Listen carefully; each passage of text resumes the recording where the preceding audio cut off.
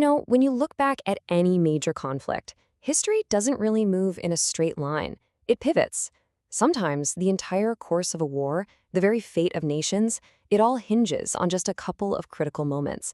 And those are the moments where the tide really, truly turns. So think about this for a second. In the early 1940s, the German war machine seemed completely unstoppable, right? It was just rolling over huge parts of Europe with this terrifying speed.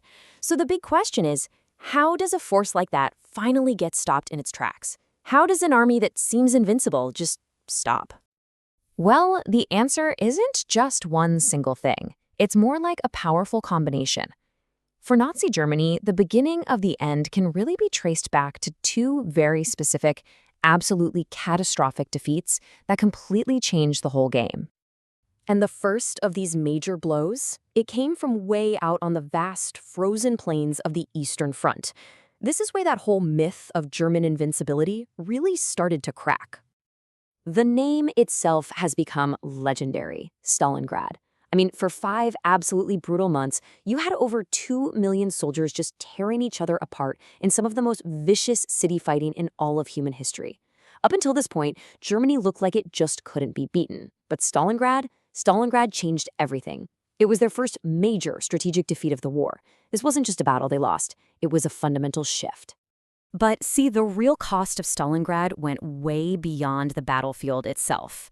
Germany didn't just lose an army, they lost their entire Sixth Army. We're talking nearly 300,000 men just gone, wiped out. And even more important than that, the idea that they were invincible, that was shattered completely. All the momentum they had in the East was gone, reversed for good. It sent this massive psychological shockwave through the entire Axis. Okay, so Stalingrad blows this huge hole in their plans over in the east. But to really bring the regime to its knees, the Allies knew they had to create a breach in the west. They had to open up a second front. And that second front, well, it has a name we all know, D-Day. The sheer scale of it is almost impossible to wrap your head around. Over 150,000 Allied troops hitting a 50-mile stretch of fortified coastline in a single day.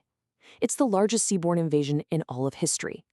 But beyond all the chaos and heroism on the beaches, the strategic goal was actually brilliantly simple: force Germany to fight a major war on two opposite sides at the same time.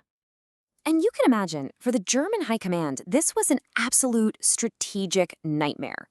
Before D-Day, they could throw the bulk of their forces against the Soviet Union in the east, but the second those boots hit the sand in Normandy, everything changed. Suddenly, their forces were split, the resources were stretched thin, and they were caught in this giant pincer move, getting squeezed from both the east and the west at the exact same time. So you can't really look at Stalingrad and D-Day as two isolated events. They weren't. Together, they created this two-front vice that would slowly but surely just crush the Third Reich. It was the perfect 1-2 punch, really. Stalingrad was the first blow. It just crippled Germany's ability to attack in the east, and most importantly, it proved they could be beaten. And then bam, came D-Day, the second blow. It opened up that critical Western Front and turned what was already a tough war for them into a completely unwinnable one. And that's how we get to this really simple but incredibly powerful statement. The idea that Germany began losing the war after defeats at Stalingrad and D-Day, that's not just a fact from a history book.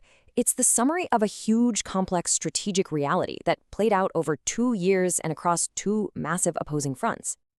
And it leaves you with this one last, pretty fascinating thought.